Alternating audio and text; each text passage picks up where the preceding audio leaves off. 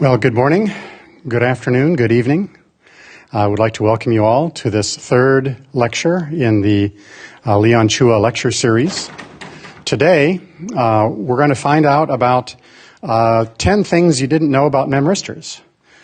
Well, there's a lot more than 10 things that I don't know about memristors, but I'm afraid that Leon only has time to talk about 10 of them today.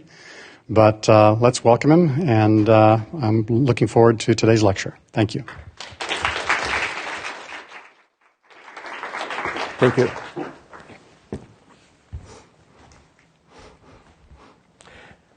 Morning, folks.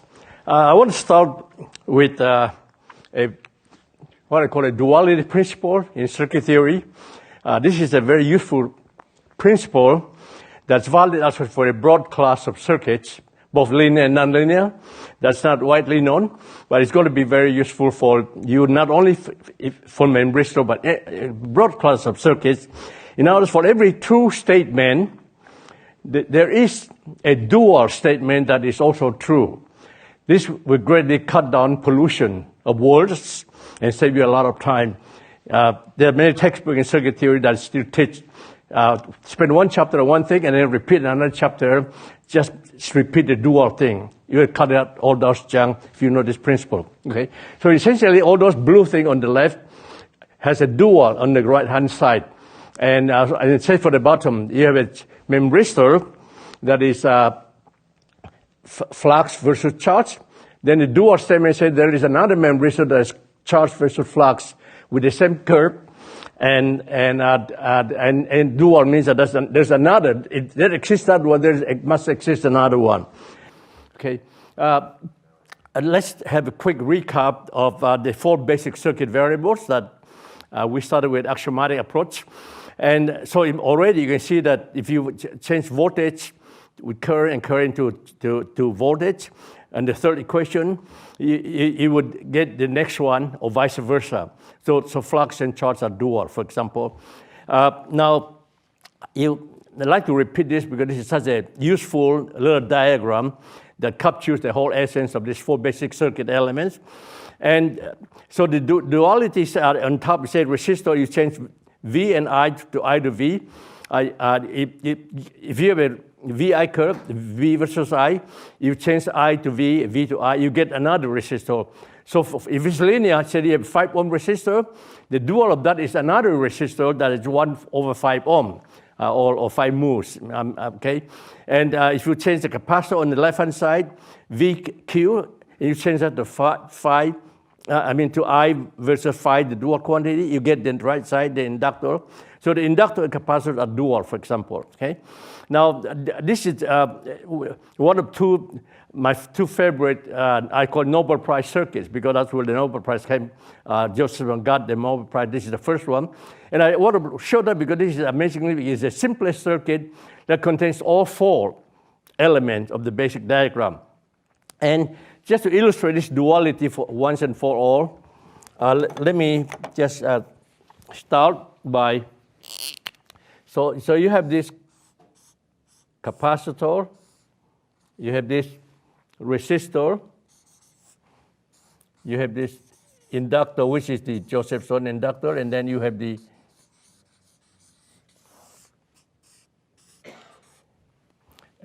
say a current source. Now, for every circuit, there is a dual circuit. So how do you find a dual circuit? You put a dot in, so that's the node.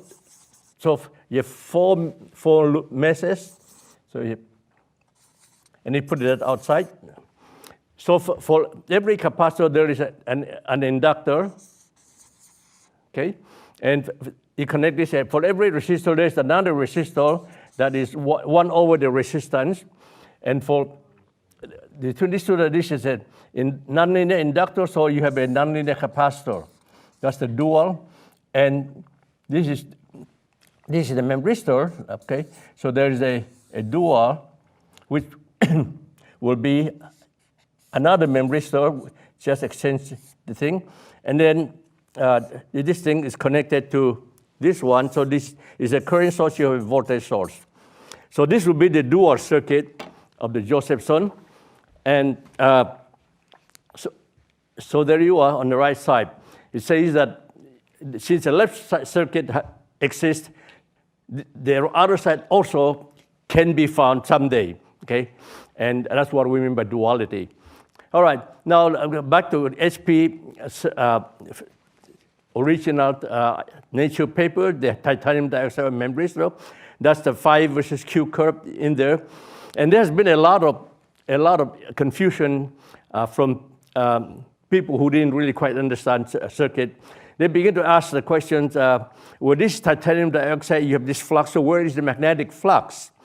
And there's endless confusion, discussion amongst us. I keep asking from people who said this device is not true. Where is the magnetic flux? Where is the flux in this memristor? And now I'm going to show you an inductor on the left. And let's say that's the regular iron core inductor, and say 1 Henry, you have a lot of magnetic field. So you say, well, where is this big magnetic field? Well, I'll tell you, I can give you a circuit on the right-hand side with 2 op-amps, 4 linear resistors, and a capacitor. If I pick my capacitance value to be equal to L equal to 2 over C, and I derive the relationship between V and I, and I cover the whole thing with a box so you don't know what's inside, you would have exactly the same equation as the inductor. In other words, it's indistinguishable. If you would just replace the inductor in any circuit you build and put in this one, you will have exactly the same behavior. Now that you realize it, you can ask yourself, no one in his right mind is going to ask where is the magnetic flux inside the circuit, right? So the whole point is the flux is just the integral of the voltage. That's what it is. And the fact that in some cases it happened to be the real flux, but it doesn't have to be a real flux. So that's, I hope we'll make this clear to the folks out there. Okay, so now a memristor, as you recall, is just nothing but Ohm's law, but it depends on charge. In this case, charge control. But you see later on that, but from now on call this ideal memristor. This is the original memristor I published, but the same property of this memristor can be generalized to much broader classes, where charge can be just any variable x. It doesn't have to be real charge. And in fact, it doesn't have to be only one variable. It could be Q1, X1, X2, etc. As long as for every state variable, you have a differential equation that describes it. So that's one of the main things we're going to show you today. There's a broader class. There's a whole genealogy of memristors. So given the Ohm's law, V equal MI, that's say an ideal memristor, you can recover, by the way, the original phi versus Q curve by just simply integrating M of Q. And of course, when you integrate that, you have arbitrary constants. So you can recover the original phi versus Q curve to within an arbitrary constant, because when you differentiate that, you will get M of Q regardless of what constant you have. Okay. In the right side is just a simple example that shows you, given one, how you can recover the other. Okay, now I haven't talked much about non-volatility, so I thought I should make it clear today. So why is it an ordinary resistor or nonlinear device is not volatile? We'll take a look at, say, the resistor first that has the red curve on the right side. That's voltage versus current, or current versus voltage. If you initially you are at 0 at the origin, and then at T0 you apply a E-volt battery ports, and then shut it off again delta seconds later. So as soon as you turn it on at T0, the operating point jumps from 0 to point P. But delta seconds later, it drops back to 0. At that point, reverse back to 0. So nothing is stalled. Everything disappears. So that's why ordinary resistor, linear nonlinear, has no memory. But take exactly the same thing, except the replacing a resistor with memristor. Notice that the independent variable now is flux as indicated there. So you have to apply the same voltage port. You will integrate that port. You get a RAM. And then when you shut off the voltage, you have a constant flux remaining there, which is the point P. So that after you pull the plug, point P stays there, and in the slope at that point is the memory. So that is what we call a non-volatile memristor. Okay, Now, how do we, here's an example of a two-state Memristor, just for those of you just interested in the binary circuit. So you have 10 ohm or 0.1 ohm. Those will be the high state and the low state. And immediately, by the way, go back there, you have Memristor, so immediately there's a dual thing. Everything is just a dual, so memductance and the Q, this becomes Q versus phi. So I don't even have to repeat now. That's why I started with the duality principle. Now, how do you switch? Say you are starting at the low resistance point, blue point, and you want to switch to the high resistance point. How do you do that? You simply put in a pulse on the left. It will integrate and they move you to the right point, so you switch that. How do you switch backward? Well, you simply put in a negative pulse and you go backward. So that's very simple to switch. But when you sense, you want to sense whether it's in a high or low state, what you want to do is just to minimize power. All you need to do, whether you have high current or low current.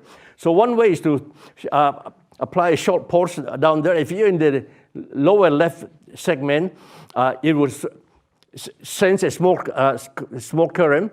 And if you're in the right segment, it will sense a big current.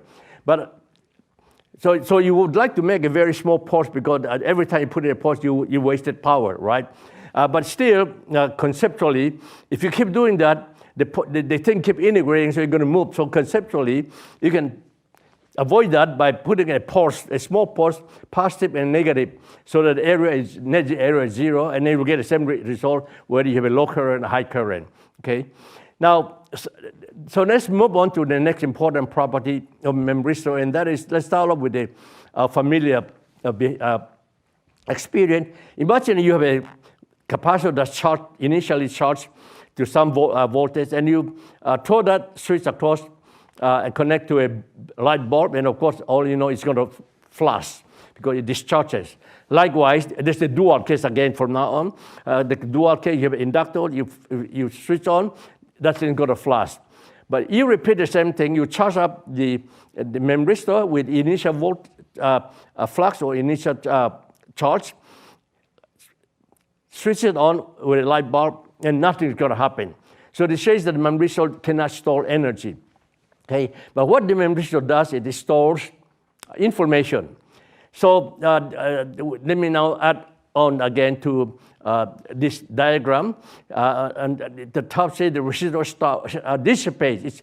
This thermal energy is dissipated. Capacitor, all you know, stores electric energy, inductor stores magnetic energy, and memory stores information. Now, this was a question I challenge you to find out what happened when you connect a memory across a battery. And anybody in the audience who got the answer, what happened? What happened? Just get burned. It what? The Memristor gets burned. Okay. You're going to have smoke, okay? And it's very simple because if we connect a battery, you integrate that, and you find the current will keep going. In other words, if you connect a battery directly, directly across battery, it will never be in steady state. It's never DC. The only time you can have a DC is to have 0 voltage. So this gets to a shocking truth. There are many interesting things today that could be shocking to you. It's among the 10 things you didn't know. And this is one of the 10 things, is that the Memristor does not have a DC VI curve in the usual sense, but it does a DC characteristic, and that is just one point at the origin. In fact, there's a name for that in circuit theory that's going to know later. We're going to come back next time with more detail. So you don't connect a battery directly across I'm talking about idea Memristor. Today we're going to have non-idea one, and then you can do that, okay? All right, so the idea Memristor does have a DC VI curve. So let's move on to sinusoid, some periodic signal. And again, for those of you who already seen a lot of histories, look, but they were all just told to you that this is what you measure, but you can have something very simple and try it out yourself. Pick a very simplest phi is equal to 1/3 Q cubed. Apply the blue curve below sine wave, and then calculate analytically. I did this because you can do this analytically, and you get the green curve, the waveform on the right-hand side. Now you notice that the blue curve, the current sinusoidal, has what I call quarter wave symmetry, in the sense that about the vertical line through time equal to pi over 2, you can see there's mirror symmetry, right? Whereas if you look at the voltage at the same pi over 2, you see the green waveform is not symmetrical.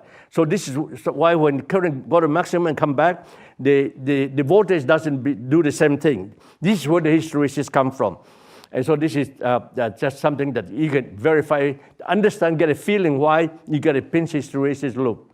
And it's pinched because whenever the voltage is 0, the current 0 voltage has got to be 0 because of Ohm's law. Okay? So in general, a pinch loop is just anything that goes through the origin, consider the horizontal axis to be the independent variable. In this case, it's the voltage. And the current could be anything, but it would never intersect the current axis except at the origin. It can intersect the voltage at more than one point. Okay? For the ideal memristor, it turned out that this would not happen. But for when the memristor is active, which I'm going to talk about next lecture, maybe or future lecture, you'll see that this would be possible. Okay, so again, our experimental definition of memristor is simply that if it's pinched, if your device is pinched, you know you have a memristor, okay? And I'm going to flash to you now many such pinch hysteresis that have actually been measured and published in the literature even before 1948. Most of them are not solid state. These are all vacuum tube type or light bulbs or things like that. But you can see they're all pinch hysteresis. They're all memristors, in other words. And these are the first solid state devices that's already published in 1962. So as early as 1960, we already had memristors in solid state form. Only people didn't know what it is. In fact, many papers have existed, and the author would not even publish them because they thought that those were artifacts.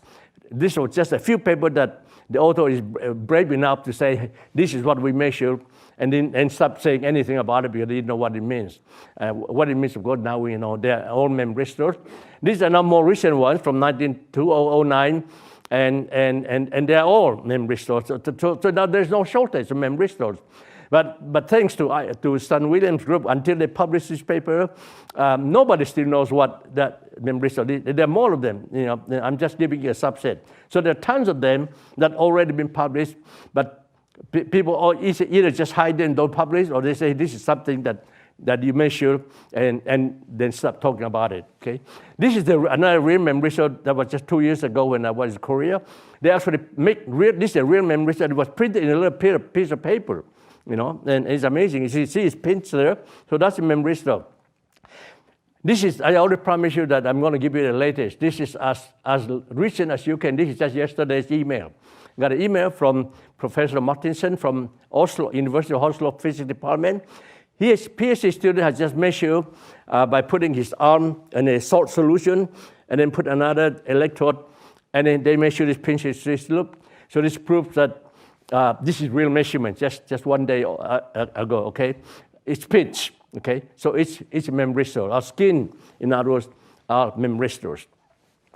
And this is something that's interesting that most people didn't realize. The first radios, I don't know how many of you knew about the first radio, it's just made out of a crystal with what's called a cat whisker. It's a galena crystal. I remember that was what I tried out when I was 10 years old, way back, you know, and to be sure that it works. And 3 years ago, Gaurav from India, Dr. Gaurav, following my suggestions, or we've been discussing, as he thought that might be a good candidate. So he apply a sine wave and find out that it's a pinch hysteresis loop. So the first radios, in fact, are made of, from a crystal that are memristors. This is very interesting. The paper published, you can see the title there. It is published in 1971. It's the same year that I published my paper. It's amazing. If I had known, I would have said that that is the first memristor. But the author, the Japanese author, had a good sense of realizing that there's something different here. It's so different, they didn't know, but they say that it looks like a letter A, so that this is even in the title, polarized letter A. That's what I'm just copying that on the right-hand side. So they have a pinch hysteresis loop, and they didn't know what it is, but they realized there's something interesting and something that looks like letter A. So we can say, in fact, that in 1971, I should have already known and pointed out there is a solid-state memristor already existing. Now let's move on to something that you didn't know. So here's a look at first at the bottom right curve. It's a three-segment symmetrical curve, and I'm going to apply sine wave on top. You see V is 1.2 sine t, so the amplitude is 1.2.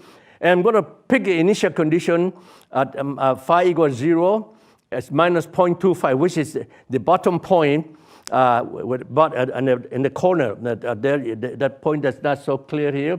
It's 0.25. And with that initial condition, all the way from the left is just a calculation that you didn't need to have to worry today. But what's important is with that initial condition, you get a pinch hysteresis loop on top. Okay, so there you are, you have a memristor. But what's interesting is, and you see this in many recent paper within the last 10 years, people publish pinch loops like that. And then if I pick exactly the same device, and pick exactly the same periodic input, 1.2 sine t, just change the initial condition from minus 0.25 to minus 0.3, just by 0.5. A little point to the left on the bottom, see, I just change the initial condition. All of a sudden, I get a totally different looking pinch hysteresis loop. People who did not realize, publish say, see, I got another memristor, okay? Or another non-volatile memory, look at that. I got a different pinch hysteresis loop. So the moral here is that the pinch hysteresis loop is not a signature of whether you have a new device or not, because even for the same input, you can have different loops, different shapes, depending on the initial condition. And another interesting property here is that you notice that the pinch hysteresis loop, even though they're symmetric with respect to the origin, I call that arch symmetric. But let me give you another memristor by making it not symmetric. So because people will say, oh, of course, the input sine wave is symmetric, and the phi q curve is symmetric. Of course, you expect something symmetric. So I'm going to perturb that lower curve. I change the memristor to make it not symmetric. Now you see it's a little bit more flat. So the memristor is not symmetric anymore, the characteristic. And for the same input, look at the pinch loop is symmetric. So in fact, you can easily prove that for ideal memristors, no matter whether the phi versus q curve is symmetric or not, you would always get a symmetric pinch loop. And that's an important property that people didn't know. And this could be the signature now. If you have found a pinch loop that is not asymmetric, you know it's not an ideal memristor, for example. That's the reason why we need to extend it, okay? And now another interesting property is that if you get yourself a whole bunch of different memristors and you connect it any way you want and you close a box, just bring two wires up, you can prove that if you measure the phi curve is another memristor. I call that a closure theorem. That's what mathematicians use. If you put same thing, same species together, and you get the same species, it's called a closure theorem. So memristors satisfy a closure theorem, okay? And now the next interesting thing that you didn't know, I can guarantee you didn't know, is that some memristor circuits have Hamiltonian. Most of you, of course, have studied physics and know what the Hamiltonians are. If you ask any physicist or any professor from Stanford, and they tell him, can Hamiltonian exist for a dissipative circuit? Say you have some resistors that dissipate. And I can guarantee you he will say that there's no such thing. But not true when you have a memristor. So I'm going to show you now a memristor. And I pick the simplest curve, phi equal to q plus 1/3 q cubed. And if you can easily write a state equation, if now for the first time I'm going to put in make a circuit. So far we're just looking at one element. It's not a circuit. So now I put a circuit, inductor, just like the first lecture. I have the Esaki diode. Now I have the memristor here, and I have an inductor, and you can easily write a state equation, and the state equation is on the left-hand side. You can see You have two state variables, the charge Q and the current I from the inductor. And the right side also involves only I and Q. That's what a state equation means. Okay, the right side must have the same variable that appears on the left side. So that's a state equation. Now, look at the Q that I call Hamiltonian for now. Just think of it as a name. And if I give you that equation, this is a scalar equation that involves Q plus 1/3 Q plus I. Okay, now what's interesting thing is that if I now put any initial condition, then there will be some waveforms, okay? So I can calculate or you can measure this. You can have I of t and you can have Q of t, and if we plug in this equation, the amazing thing is that even though I of t and Q of t will be some function of time, that varies function of time, but if you sum up the term there, it would always be a constant. That's incredible. And that's true for any initial condition, and also true for any memristor. I'm just giving you an example.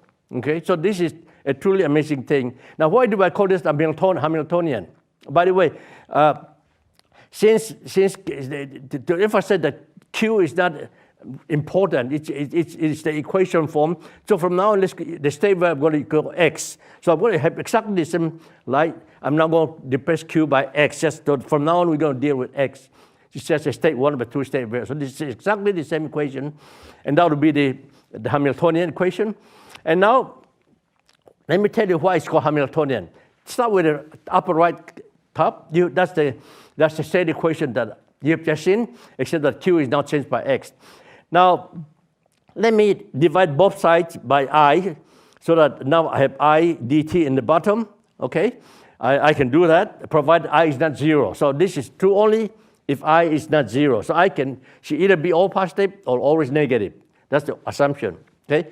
But now, let me just take I dt and call that d tau. So I'm changing the time scale, but not with a constant change. This is a more subtle thing. I let the time scale change according to the value of the current.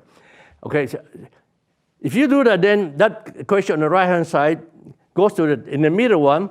You now have dx d tau. Tau is the change time scale and the new time. Okay, and now look at the equation Hamiltonian. I repeat it on the bottom right. Okay, so if you differentiate Hamiltonian right side with respect to I, you have +1. So you have recovered the first equation. If you differentiate the Hamiltonian with respect to x, you will recover the second equation. So in other words, that equation satisfies the well-known Hamiltonian equation on the left-hand side. So that's truly amazing.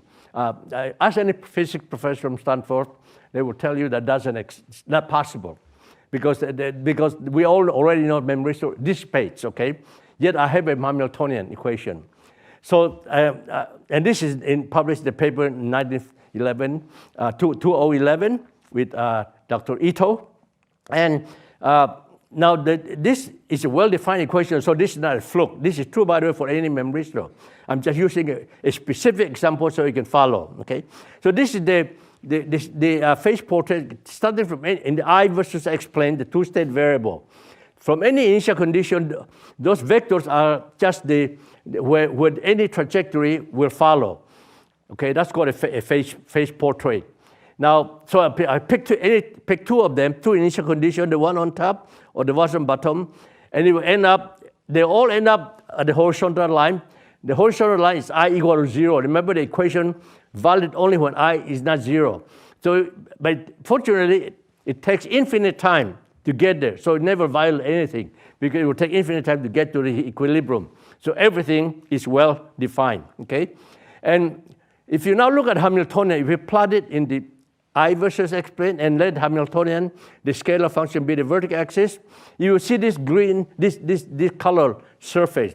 If you pass a plane, say at s equal to 0, it will cut the plane in the curve, and that curve is exactly the solution when the initial condition falls on that 0 contour. So you can now do the same thing with different cross section. You have contours like that. So this is just a projection in IX plane for different Hamiltonian, starting from 0, the red curve, to any one of them. And so for any initial condition that you pick, you are guaranteed to follow one of those, the curve with that initial condition. And on that curve, the Hamiltonian is constant. This is why it has all the properties of what you know about Hamiltonian. The only difference is that, and in fact, you look at, these are the waveform you calculate for this example. The x of t is on the left top, and I of t in the next one. The voltage is below, so they are all function of time. So you can now calculate the power. By the way, the power is current times the voltage on the right upper half. And then you can calculate the energy. This is the black right curve. So you can see that it's pure dissipated. The energy keeps dissipating, okay? And so it's a pure dissipated setup, and yet you have a Hamiltonian. If I add up the left side, which is the first part of the Hamiltonian, you have the green curve, and if I add up the second part, you have the blue curve, and total is constant. Now the left part is similar to a potential energy, but it's not potential energy because that's not a potential energy of the device. No, the second term, it's similar to a kinetic energy, but it's not. That's why I call them pseudo potential energy or pseudo kinetic energy. But the important thing, the morality, is that the sum of them is conserved. No matter what initial condition, you guarantee that the I and V are different. The pseudo potential, pseudo kinetic energy are different, function of time, but they're always constant. That's a remarkable property. In fact, still don't understand what is the physical meaning of that. And as a challenge, first of all, it's shocking. It's shocking to me, and I hope to you too, that not all Hamiltonian systems are conservative. We say something is conservative if no matter what initial condition you have, if you plug it into that scalar equation, it's always the same. So that scalar quantity, in this case, I call it Hamiltonian. Perhaps I should call it pseudo-Hamiltonian, okay? Is always conserved. I don't understand what it means, so I'm offering $100,000 prize out of my own pocket, okay, to the first person who gives the correct physical interpretation of the Hamiltonian in this particular, I call it the Chua Memristor inductor circuit, and explain what physical entity is being conserved. We know it's being conserved. What is that? What's the meaning? I don't know the answer, okay? And I hope one of you do, and just send me by email. And I don't want you to send it to HP because of the legality. There's nothing to do with HP, okay? All right. So that's my email address. Okay, so let me now formally define what I call the genealogy. That's starting from the bottom, which is the ideal memory, the one that we've been spending time for. It turns out that by generalizing that slightly, you got the next one, which is called the ideal generic, and then a further generation give you a generic, and extended, and then extended is the most general. So first start with ideal Memristor, that the simplest type, the idea. So it's defined by phi is equal to phi of q. Again, because of duality, forget about the right side. So Ohm's law is there. So there are two equivalent representation. You have the phi q represent, or the Ohm's law, okay? And now if I keep the Ohm's law, but I multiply the second equation instead of just I multiply by some function of x. Look at the second equation. I just multiply by some function f hat of x, and I don't care what you apply, provided that it's all positive or more general the one below. But for now, ignore the equation below. Just say that you can multiply with anything that's positive or negative, okay, or more generally something that satisfies the lower equation. So you look at this equation, it looks completely different. I call that the ideal generic Memristor, and then again, there's the dual part on the right side that you can now forget, okay? So here's an example. Given this ideal Memristor on the left side that you're familiar with, I can generate what I call an ideal generic Memristor by making a simple transformation, and I get the equation on the right side. You see that on top? So the last two equations. Look at the last two equations on the right-hand side. The Ohm's law is there, and then the state equation is there. Notice that they're totally different from the idea and yet the two are identical in the sense that if you put in any input, periodic input, and you plot the VI curve, they are identical. For example, you can recover for example, on the right-hand side, those two equations doesn't look like an ideal memristor at all, but I can recover it by the inverse transformation, and I get the equation on the right-hand side, which is exactly the one that we started with. So I call this a theorem. Two memristors whose state variables are related by one-to-one piecewise differentiable transformation have identical Prince hysteresis loops. So, for example, you have seen this example earlier. This is ideal memristor with the Prince hysteresis loop that look like that. I'm going to make a transformation, a one-to-one, and for example, I have this to just make it simple. This one-to-one transformation on the left, x equal x hat of phi. This is just you can pick anything. You can put x equal to phi cubed if you wish, or anything that's one-to-one, and continues. And the inverse of that, of course, is just the reflection on that axis and it's on the right-hand side. Now, so now with this transformation, I have a different equation. On the left, I have the ideal memristor that you have already seen. Those were the waveforms and the Prince loop on the bottom. At the bottom, on the right side is for the transform equation that looks totally different from the ideal memristor, and yet, of course, because you have a state variable that's different, so the second one, you can see that it's indeed different. Indeed, second one is x, okay? And yet, if you look at the bottom, or look at all the other waveforms, they're totally identical. So in other words, you can make any transformation one-to-one, and you get an equation that looks totally different, and yet, if you apply any signal, you will get exactly the same answer. So I think everyone agrees that that's the same device for all purpose in practical purpose. Okay. So here's a question now. At the SP original memristor, suppose I start with a memristor on type ideal, and the equation just below, on the right side below the equation 1 is my ideal memristor equation. Okay. And the state equation is dq dt equal I. So that's an ideal memristor. That's not quite the SP memristor. But I'm going to make a simple transformation, W, which is what the SP used, the state variable instead of X, they use W. And I define that equal to KQ, or Q equal to 1 over KW. And I make this transformation, I recover equation 7, which is exactly the equation that HP publishes. So for those people who say that the SP memristor is not exactly the ideal memristor, I say they're exactly identical in the sense that they give exactly the same answer. So they are, to be precise, they are ideal generic, okay, memristor. Okay, and you can pick any other transformation. So therefore, every ideal memristor spawns an infinite family of equivalent generic memristor siblings. Okay, so this is interesting. You start with the ideal memristor. You can generate infinite because you can cook up any number of infinite number, in fact, an uncountable number of one-to-one transformation that's differentiable. And by the way, the example I gave you earlier is actually not differentiable at the corner, but that's good enough for this example. In general, I like it to be differentiable, to be mathematically precise. Okay, and so you can. So I say there's a whole zoo of ideal generic memristor. Given one ideal one, you have a zoo that every one of them look different equation, and they all give you the same equation. The answer. So of course, I call them equivalent. Okay, and all right. So now let's generalize the ideal generic memristor a little bit further. Look at the bottom equation on the left-hand side. Again, forget about the right side. It's the dual. Okay.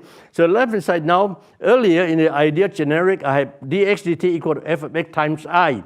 Now I move I inside the parenthesis to make it more general. I'm now free to manipulate any f I what, but I still keep the Ohm's law R as a function of x. Any memristor that has this property is called generic memristor. So you can see this is a genuine generalization. And indeed, you will get different properties now, and you will get different pinch hysteresis loops. Now, here's a quick example. Okay, on the left side is the Ohm's law, so it's R of x just 1/4 x. That's the memristor. And the state equation you can see now is not an ideal generic because it's not just something times I. It's something that's together. And this is an example of a generic memristor that is not ideal generic, and it's a different one. Okay, in this, by the way, for the ideal generic memristor, since it's identical really for all purposes intended as ideal generic and ideally identical, you expect them to be all have symmetric pinch hysteresis loop.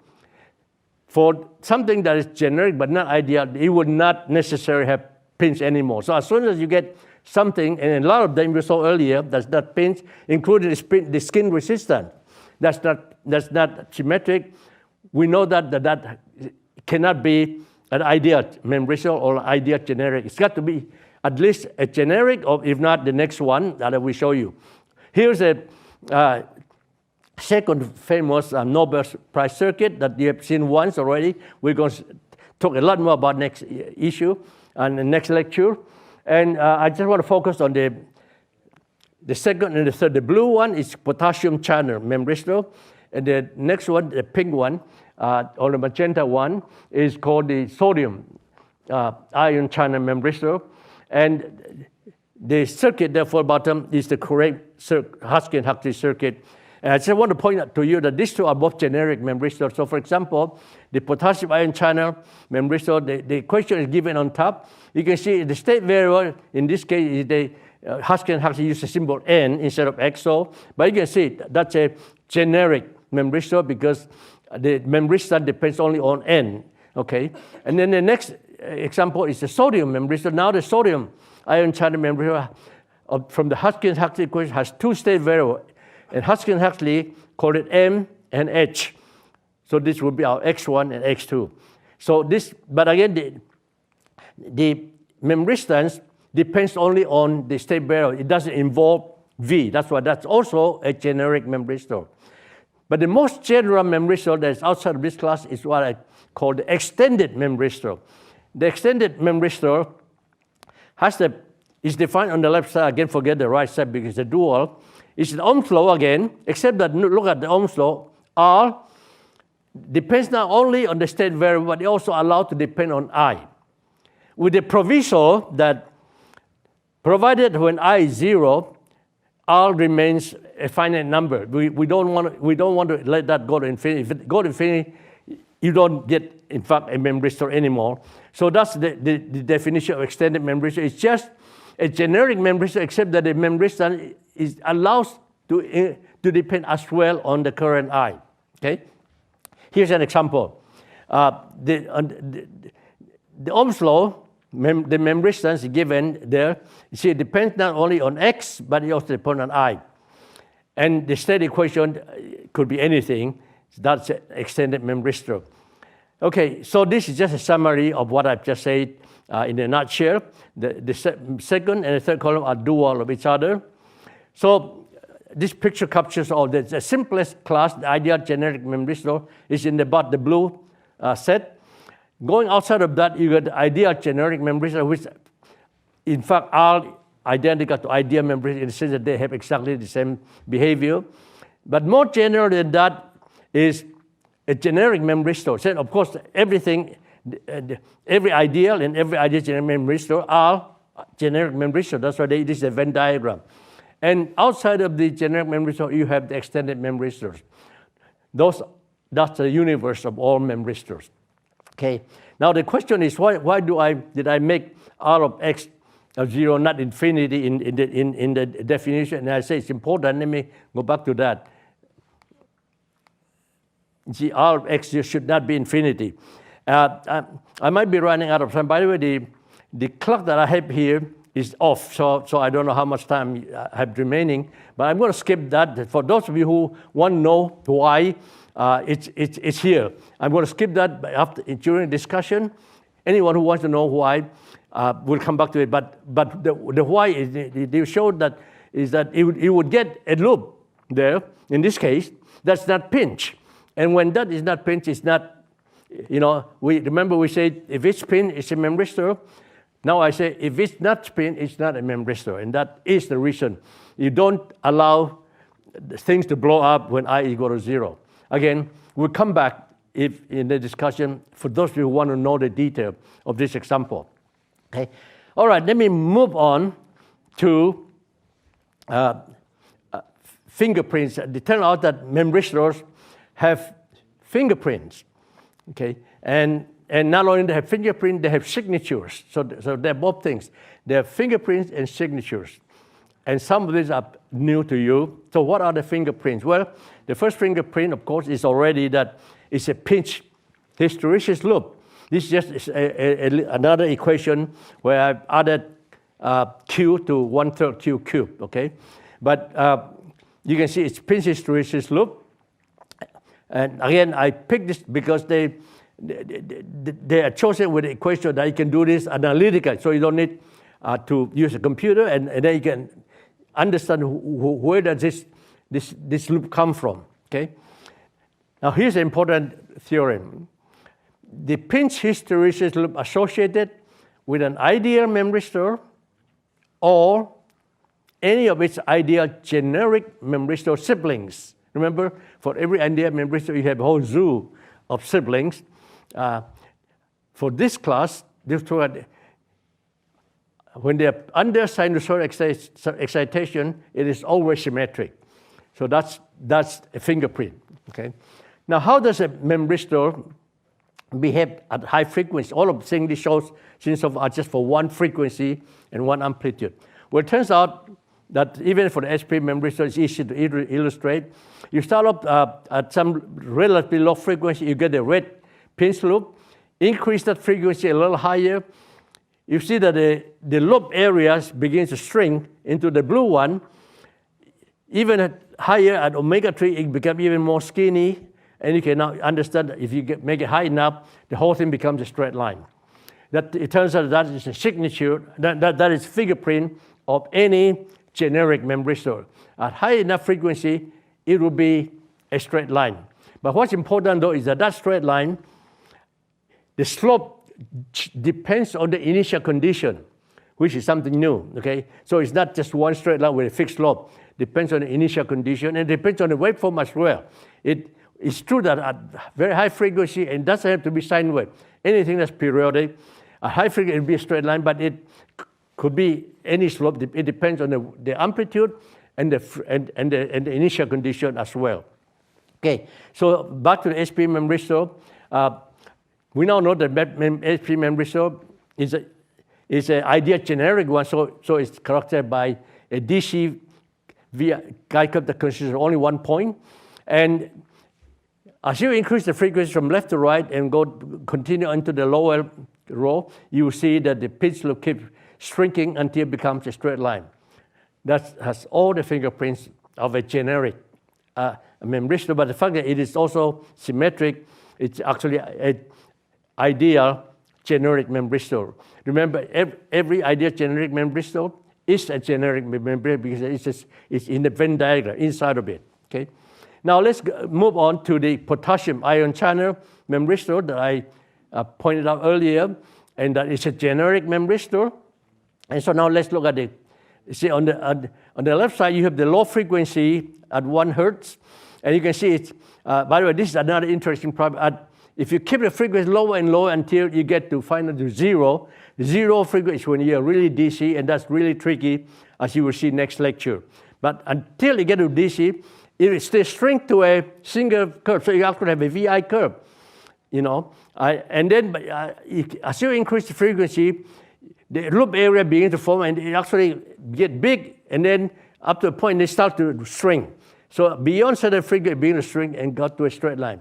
That's the fingerprint of any generic memristor. So the potassium ion channel memristor of the Hutchinson model is a generic memristor. Now the sodium ion channel memristor, again from the same model, except now that we have two-state variables, this is what you get. Again, at 1 hertz, you have something that's almost a single curve, and then expand into loops. That's hysteresis loop. But it's always pinched. Look at that. It has to be pinched, okay? Go through an origin, and it can expand, and beyond a certain point, begins to shrink, and eventually becomes a straight line. Classic signature, fingerprint of a generic memristor. And remember, when I say fingerprint, it always means you're exciting with a periodic waveform. When shortly from now, I'm going to go to the signature, and when I go to signature, it means you're excited with something that's not periodic. So when you excite something that's not periodic, you would no longer get a loop, right? So you got another signature.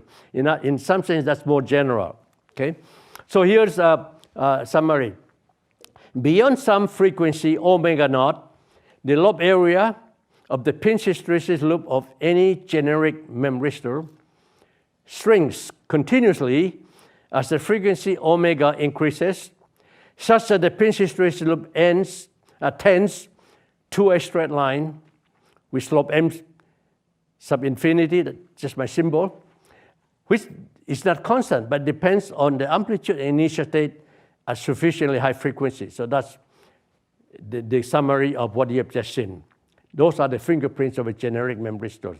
In other words, if you someday look at some device that you've never seen before, and you found it had this behavior, you can be sure it's a generic memristor. Okay? Now, how about extended memristor?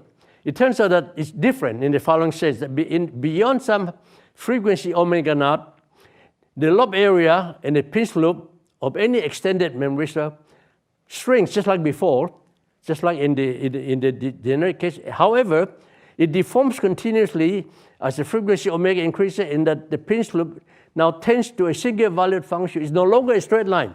It tends to something that looks like that. Here's an example of an extended memristor. This Ohm's law is on the left top equation. You can see that the Ohm's law depends not only on x, but also on I. Okay? And the state equation is as shown below here. Now, you can see that the pinch loop goes from, as the frequency increases, it shrinks, but it doesn't sort of straighten out. It just keeps shrinking until at sufficient high frequency, the shape remains. So it's not a straight line anymore. So if you have a device that you make this simple experiment, you tune up the frequency, and you see that it keeps starting with loops and eventually go to a curve, you know that it's an extended memristor. So these are very important fingerprints, okay? Now, one thing even more exciting, by the way, the previous one, let's go back to the previous example. You will notice that this memristor is, okay, look at this memristor. While at origin, you can see that the slope is the same. So you can say that this is volatile because to be non-volatile means that at 0 voltage current, you should have at least two different slopes, okay? But on the other hand, you notice here that depending on different frequencies, you have a different loop. But not only that, the next one shows that for different initial conditions at the same frequency, say at 10 hertz, what you're seeing on top at 10 hertz, so it's the same frequency, just depending on the initial condition, it has two different pinch hysteresis loops. Now you can call that non-volatile because it has memory. You can tell whether you are in say let's call the blue one the high state and the pink one the low state. So you can call that a non-volatile extended memristor. And indeed, as we go to increasing the frequency in this case beyond 200 hertz, it degenerates into two single valued curves. Those are the fingerprint at very high frequency, but they are different, just depending on the initial condition. So you can see now that in the most general case, an extended memristor can have more than one branches, and each of that branch is a memory. Okay. All right. Now these are just examples. These are not some that you don't know because I'm going back to the same example that you see way back. It's the simplest one. The first slide I show you, phi is equal to q cubed. And you remember I show you the pinch loop there for the sine wave that I put. But in this case, I happen to pick a spatial signal happen to be cosine t. And this is just a flux, okay? But by picking that very spatial signal for this particular case, it turned out that the I curve, the blue curve is a cosine curve, which is symmetric with respect to pi. If you draw a vertical arrow pi, so it's half wave symmetry, not quarter wave anymore. And if you look at the green curve, it's also pi symmetric. It's just a flux in this case.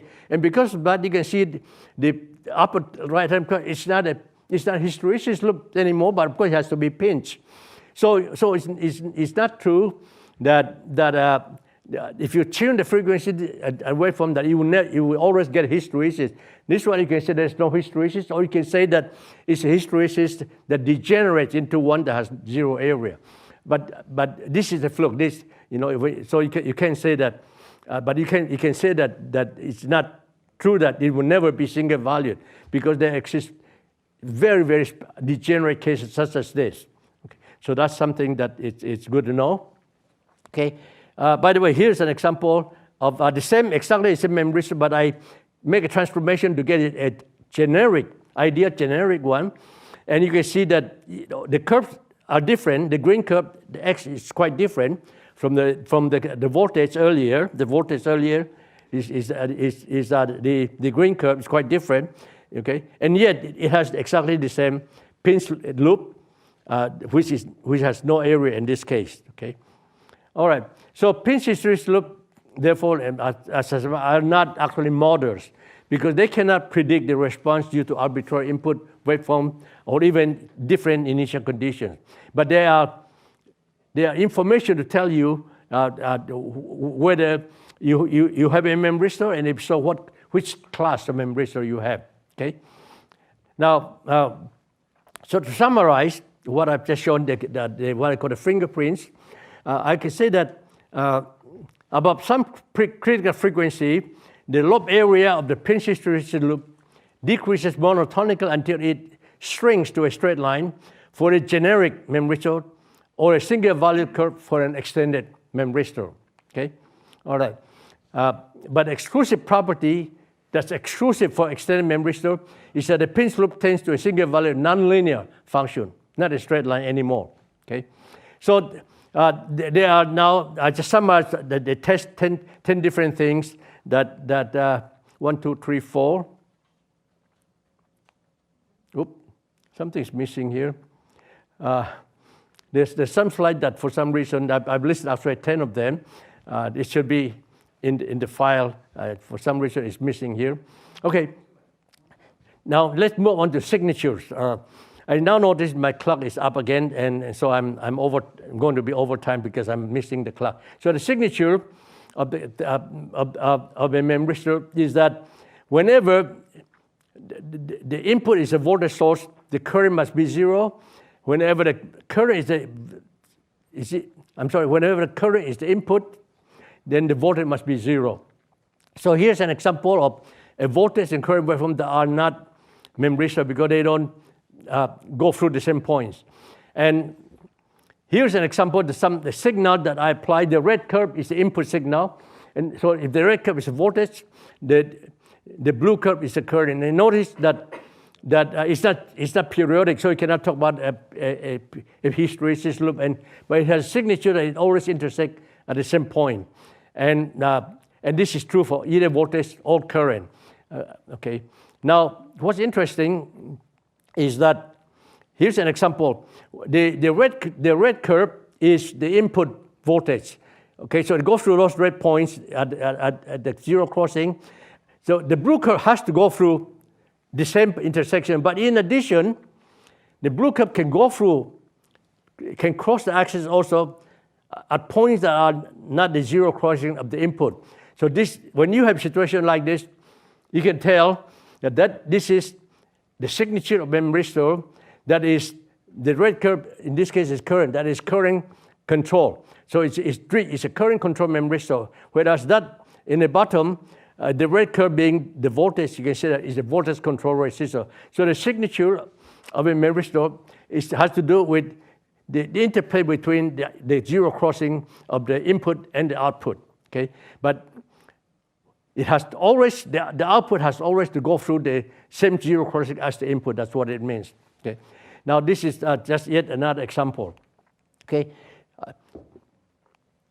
now I'm going to take another. I'm a bit over time. I'm going to take another at least 5 minutes to go through this very interesting example. It turns out that Sir Humphrey, I'm going to go beyond that. Okay, Sir Humphrey Davy is a famous chemist. In 1801, he had carried out an experiment. Remember, that was a time when London was a very prosperous city, and they were all straight light. They were all gas light.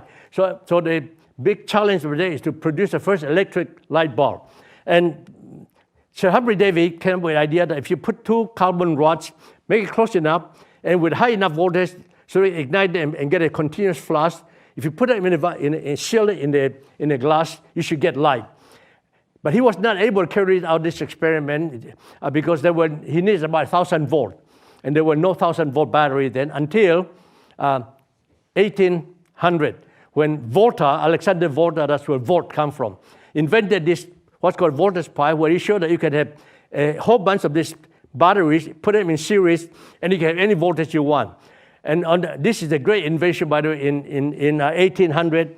In the left, you can see Napoleon on the left-hand side standing there, looking at the demonstration that Volta gave. Turned out that Napoleon, aside from being a great general, is a great fan of science. So he was excited about Volta discovery, and so he actually, in this a drawing shows that Napoleon awarded Volta a count immediately after he showed this demonstration. Anyway, next year,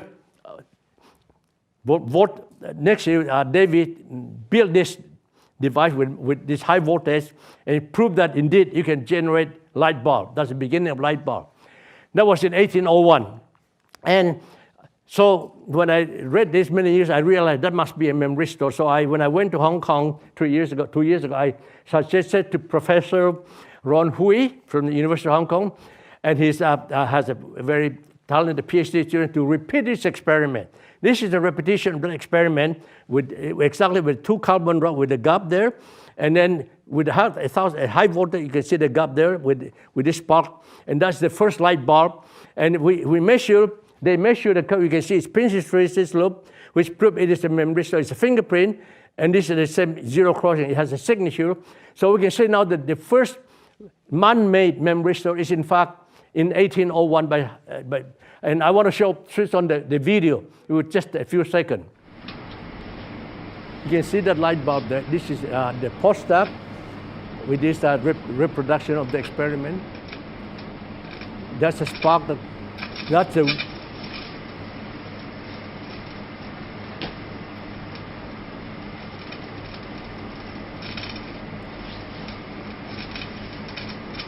see that spark, and to put it in a sealed glass bulb, you have the first light bulb. That was done 2 years ago at the University of Hong Kong, Professor Ron Hui. Now this is the pinch hysteresis loop. That's what the fingerprint.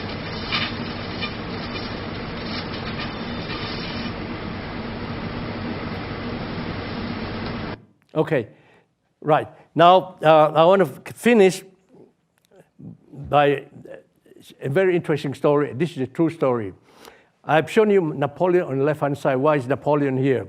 Well, it turned out that Napoleon, as I said, not only he made Volta, Alexander Volta, a count, because he's just a great fan of science.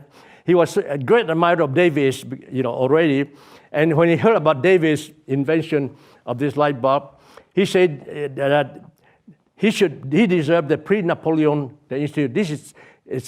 There was no Nobel Prize, remember, in 1800, and this is a more prestigious prize. So he said that even though in 1808 France was actually at war with England, so they blockaded. But Napoleon says Sir Humphrey Davy should receive the Napoleon Prize for this year. So how does he get, because he had to come to Paris to claim the prize. So he found a diplomat that's very familiar with how to go around. So he picked this diplomat and gave him a whole stack of gold coins. He said, take this, and here is a special visa. He gave this special visa, said, take this and this gold coin, go to Sir Humphrey Davy, tell him, come to Paris to claim this prize. And then 5 minutes later, he said, wait a minute, this is such a great honor. His wife, he should bring his wife, Lady Jane. Lady Jane should come as well. Here's more gold coins, so he can hold more gold coin. Bring this over. And just as he was stepping out of the door, Napoleon was so thoughtful. He said, but they have to be comfortable. Come back. More gold coin. He need to hire a servant.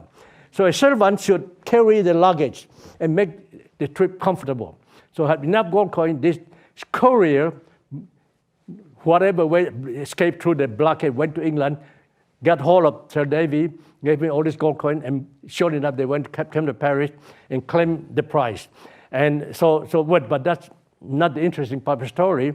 I wouldn't be showing you Napoleon here if it turned out that the question is, who is that servant? It has something to do, obviously, with this story, and this is a true story, where the servant happened to be Faraday. He was just a young assistant that Humphrey Davy hired, and he went on to invent everything, including the inductor. Okay, so this is it's a true story, and so the Memristor comes in full circle, and I'm a little bit over time, but I apologize because the clock was off a little bit. Okay, and thank you very much. Oh, wait a minute, sorry, I'm supposed to. I already have this 10 thing. Oh, now we have it. Okay, this is going to be in the video. So there are 10 things that I summarized. Some of them maybe I didn't talk about. There are 10 things. So I didn't cheat. I said 10 things. There are 10 things. In fact, this will be the warm up for next lecture. Okay, and again, it's going to be in online, so you can copy that. This is the warm up that you would find. So lecture 4 is 10 more things. Okay, that will be the next lecture. And encode. I always end with encode. Remember, we have this Hamiltonian mystery that mystified me that enough that I want to offer you a prize so that you can be excited about it. And it all comes from Emil Noether. By the way, many people, including me, believe that Emil Noether should deserve a Nobel Prize because he was the one who showed that all the conservation law, the conservation of energy, is a consequence of time translation, symmetry in time. Conservation of linear momentum is a consequence of symmetry in translation in space, and conservation of angular momentum is a consequence of rotation, invariance in rotation. And so she said for every conservative law, there is continuous symmetry and vice versa. This is such a remarkable thing that she should really deserve a Nobel Prize. And many people thought that the only reason she didn't get it because she was a girl, okay, a woman. And anyway, this is definitely a fitting quote for today. And I hope one of you or some of you would get excited and solve that prize. I don't know the answer. That's why I'm offering you the prize, okay? Thank you very much.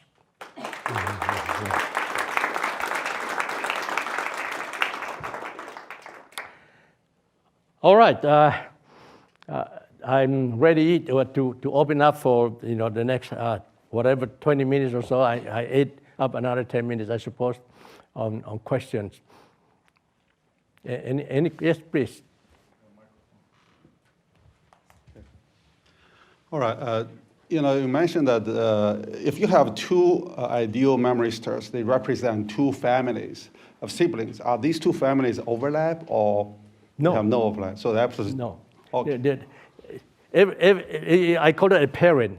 A parent spawns an infinite family, and it's completely different from another one. Okay, so that's why you can think of many zoos. Okay, and so it's a gigantic family. Okay, so the sp titanium dioxide is just a member one of the infinite many siblings from one. Okay, right. That's a complete classification, actually. Right. Yes. Frequency fingerprint. So is that will be true across all the voltage range, or they have like a small signal or big signal? Because for I'm sorry, can you speak a little clearer, louder? My question is regarding the frequency-dependent fingerprint. The fingerprint, okay? Yeah. So is that will be true across the whole voltage range, or just to the certain voltage range? Because from our measurement is like a Memristor is only switch after like a certain voltage. So if I apply very small signal to that, is that also have such a kind of like the frequency dependent? Well, if I understand it right, whether this fingerprint applies to overall frequency. What I'm saying here, by the way, are model. I'm not talking about the real device in the lab. Because when you have a real device in the lab, and no real device in the lab is ever going to be exactly one of these two. There will always be some extra things, So whatever I mentioned here are for a model, and you have an equation, and that's what you have. But when you have a real device, you may not get everything that I said, and to that extent that it differs means that it is you have to add some parasitics or whatever to make it more realistic. Okay, but no model, no real device would ever match even an ordinary resistor. It's not going to be exactly what you measure. There will always be some frequency, some parasitic will come in. Okay, right. All right, got a question from the web, Leon. Can you hear me? Yeah. This is from Kirk Bresniker, the chief architect of the machine. He says, say that again, please. The question from Kirk Bresniker. His question is, last week you showed some great complex behaviors when memristors are included in simple circuits. This week you helped us to be able to find memristors in history and in nature. Have you considered what tools will be required to design with memristors? Do memristor circuits need to be trained to exhibit complex behavior? Okay, the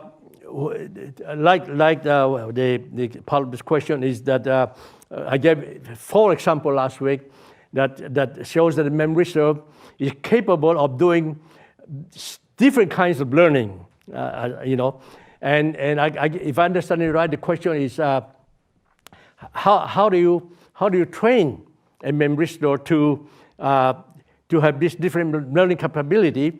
And this is an open question, not only for memristor, but in the whole area of neural networks.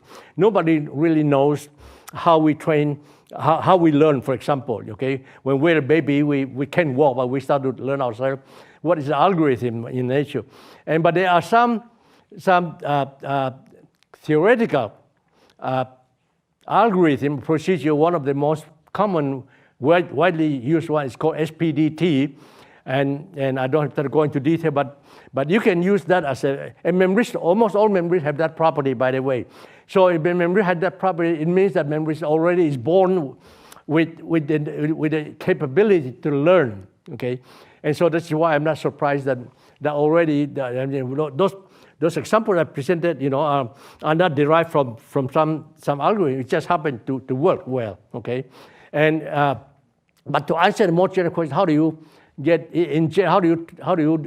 the memristor so that you can do more complex things, and so that will never be answered, because like we never understand how we learn in brain, but there's great deal of interest and activity trying to develop better and faster algorithm so that the memristor can learn, And for example, if you recall that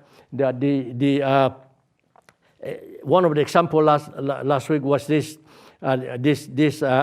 amoeba, that can learn that it's periodic, and not only periodic but a certain period. There was actually no learning involved with the memristor already endowed with the capability to learn, so that the memristor actually changes according to what the signal came in, and so this is an exciting area that will be a very important area of research for many of you in the future. And I hope that the government agency will realize how important it is. And again, the important motivation here is to realize that we now have the right stuff to make learning machines. And so that is enough motivation, I believe. Any other question?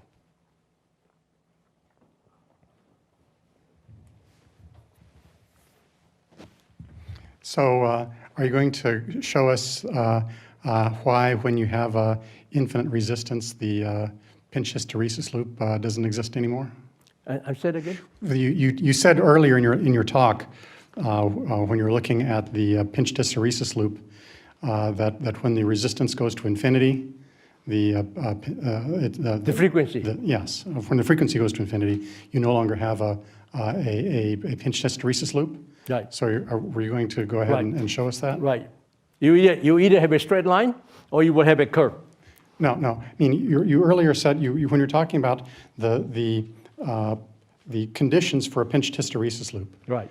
That if you have a system in which I'm pretty sure it was the resistance goes to infinity, the loop opens up and it no longer crosses zero. Oh, you mean yeah. Yeah. So, Okay. You're asking about the additional condition that the resistor should be bounded. Can I go back to that slide? Okay. Okay, I'm getting there. Okay, this is the example that we're talking about here. Okay, the question is why do I have that condition Rx at 0 should not be infinity? Okay, so look at the Memristor that I show you on the left-hand side.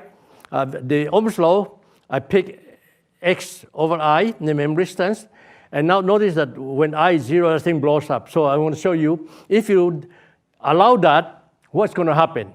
Okay, the bottom one, the state equation is not important. What's important is that condition, the memristance should not blow up at I equal to 0. Well, let's apply a sine wave. On the right-hand side, the sine wave, okay? And you can just integrate because the differential equation, the state equation is just dx dt equal to I. So you integrate that, you'll get, when I is sine t, you find out the V of t, the voltage, is minus cosine t. It's just straight calculation, okay? So therefore, if you take the square of the sum of voltage and current, you get 1. But that's the VI plane, right? So it should be a pinch loop, and yet you get a circuit. So that's an example that you don't get a pinch loop.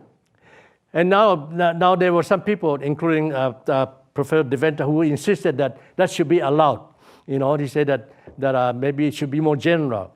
And I would show you that that's not true, because if you allow that, let's look back at the equation. Look at the observation again at the bottom left corner, the memristor X over I, okay? And if you look at equation 1 and 2, the state equation, you find that the two equations, you can just cancel the I on the memristor, you can cancel I, so voltage is just X, V equal to X, okay? And if you integrate the right-hand side, it's just a charge. So if, in spite of this very messy intimidating equation, it turned out that the equation is exactly equivalent to just Q equal to V. But Q equal to V is nothing but just a 1 farad capacitor. So that's a fallacy, you know.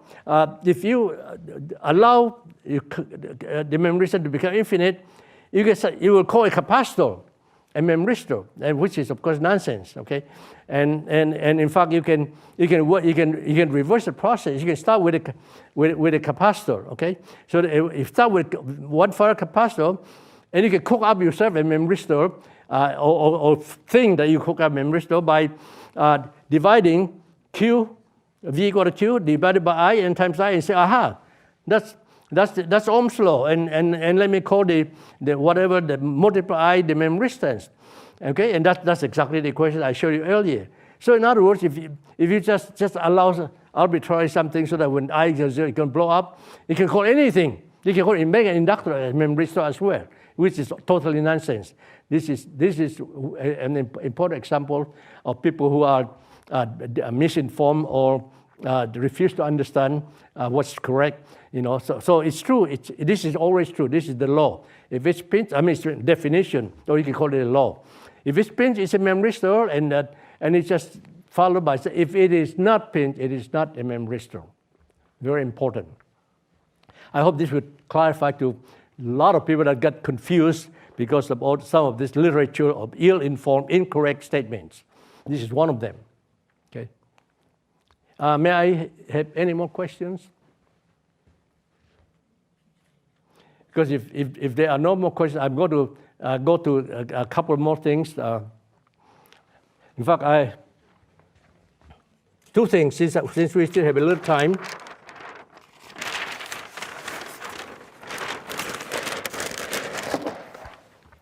This is something that is very useful that I wanted to tell you.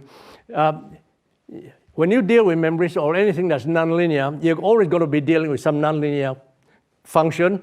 And typically you learn from high school mathematics that you have a polynomial. But if I give you an arbitrary curve and say, find me a polynomial that fits that curve, you see it's almost impossible. It's a big job. But if you make this piecewise linear, you can have any number of segments. I have what I call a shotgun formula that you can always write that's exact. Okay, and this is so useful. It's not just for Memristor. Okay, and the formula is very simple. I call it half sum, half different, then null. That's all it is. So you don't have to memorize formula. So the equation is given in the box, upper box. If you give it any piecewise linear function, just using my notation, you mark off where the breakpoints are, starting with the leftmost breakpoint, and there's the leftmost slope. I call this m sub 0. The next one, m1, so this m is just the slope, and then the breakpoint is labeled x1, x2, x3. So that's just convention to write this formula. And so you can see the formula is always the same form. It's always a constant plus a1x. So first start with a linear term, and then you come for every breakpoint, x sub I, or the breakpoint. So these are formula you pick up by inspection, right? So you have marked absolute value of x minus xj. So you got it by inspection. So the only thing you need to write this formula of the curve is to find what is a0, a1, and for each breakpoint, what is the corresponding bj. The good news is that all this number can be done by inspection. You don't have to memorize anything. First, the linear term is the easiest. A1, the one that multiplies, it's just half the difference between the leftmost and the rightmost slope, m0, mn. So that's why it's half sum. It's average, okay, half sum. So you got the first coefficient got rid of. How about bj? Well, it's very simple. For every breakpoint, bj is just half the difference of the right slope minus the left slope. Nothing simpler than that, right? First is half sum, the other is half the difference. And so by the time you do this, you got everything, right? The only thing left is a0. That's easy to find a0. You just find what's the x at 0. So you got this value, and then a0 is just just calculate that. It's just so you just null it. You don't have to memorize any formula. Okay, so just as an illustration, 3-segment visual. So you have 3 segments. So you have 2 breakpoints. So the breakpoint is the first one is a point minus 0.25. So it's 5 minus 0.25 is 5 plus 0.25, and then the next breakpoint is a plus 1. So it's 5 minus 1. So the first linear term is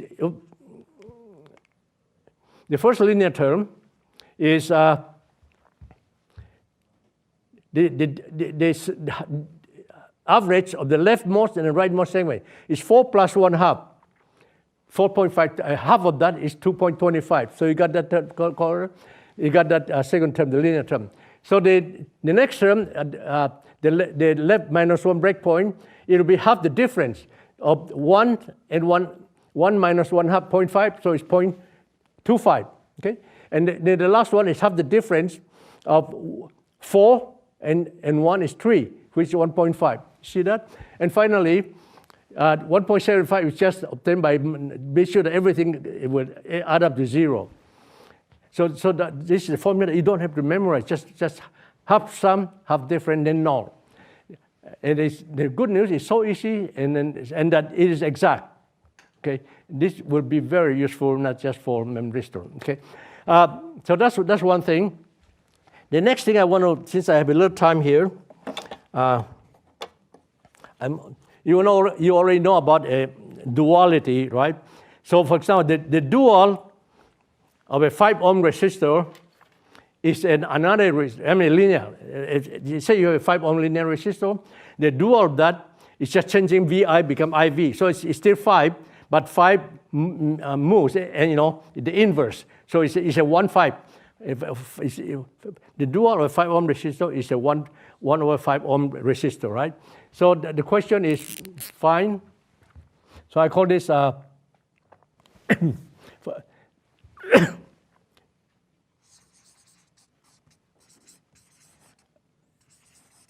next week's reader. So I'm going to give you a reader. Everywhere I give you a thing a little bit, okay? Find a surf dual Memristor. Now, if I ask you to find a linear resistor as dual, so I give you a 5 ohm resistor, and I say, give me its dual, you have to go out and buy another resistor, right? It's 1/5 ohm. It's a resistor, but it's a different one. But self-dual means it's the same. There's a memristor where you give me the memristor, and I say, find me the dual, and it is the same memristor. Believe me, there is an answer, okay? And that would test your understanding of the duality. Okay. Finally, I believe that I have still 3 minutes as indicated here. So if I have 3 minutes, okay, I'm going to, some of you may have seen this before, but this is really the foundation of this axiomatic approach. And it all started with Aristotle. So we go back to 350 BC. All of you, of course, know Aristotle. And in his time, the burning issue of the 350 BC is the smart scholars asking you, what's in the world made of? Now here we're talking about what electron devices are made of. Aristotle's time is what the world made of. So Aristotle was telling still, well, that's easy. It's made of 4 things: air, water, fire, and earth. And so the students say, well, how do you distinguish them? We say, easy. There are 4 attributes shown below: moistness, dryness, coldness, and hotness. And to distinguish whether you have earth, water, air, or fire, is to pick out what a pair of these 4 attributes, 2 of them that describe a particular property is exactly one of those 4. So, for example, he said that if you have the property of both dry and hot, it's got to be fire. If it's both moist and hot, it's air. If it's moist and cold, it's water. And if it's dry and cold, it's earth. So Aristotle said this is how nature built up out this 4 things, and this is how you define define things. So you need 2 things, 2 complementary attributes to define the property. Now try to recall now out my axiomatic definition. We also have two variables, right? Okay, and so if we now use my diagram here, you would have these 4 corners are the properties, and then you have these 4 building blocks: fire, air, water, and earth. And interesting enough, Aristotle even thought that this is so basic, he needs to have symbols introduced for each of these building blocks. And so Aristotle's symbol for fire is a tetrahedron. His symbol for air is octahedron.